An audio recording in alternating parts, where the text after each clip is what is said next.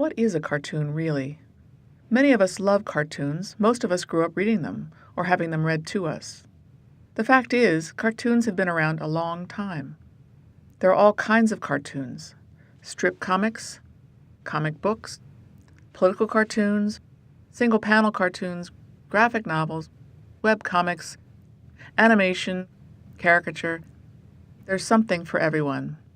No matter the form they come in, cartoons elicit all kinds of emotions from the viewer: happiness, sadness, anger, hilarity, calm, and can transmit ideas in an instant. Cartoons are a universal medium, enjoyed and understood around the world and across borders. This is why they have survived so long as an art form. But how can a medium that is on the surface so simple have so much influence and at times be so meaningful? Let's look at what a cartoon is. It starts with an idea.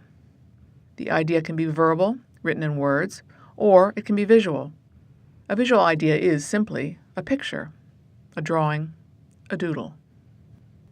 These ideas come from a variety of places. The cartoonist might find the idea from observing life, reading a newspaper, trolling online. It can come from a sentence someone said, or a single word heard on television. Cartoonists are like sponges. They soak up people, places, mannerisms, clothing, and behavior. Sometimes they might jot them down in a little black book that they carry around with them.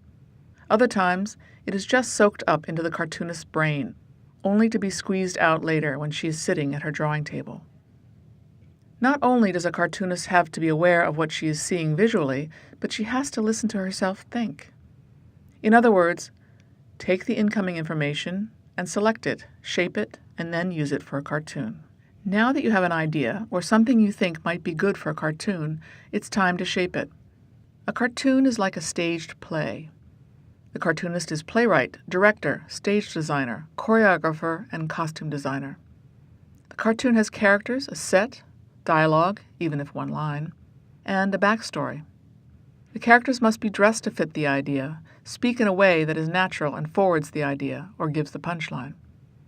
Nothing should be in the cartoon that is not absolutely necessary for the advancement of the idea. The image and words have to dance together in a way that makes sense. It can be a graceful dance or an awkward dance, if that is part of the humor or idea. And then the execution. Some cartoonists sketch the idea with pencil, then ink it with pen using a light box. Others visualize the image in their head and draw directly on the paper in pen. Different kinds of pens are used: felt tip, mechanical pen, or a crow quill.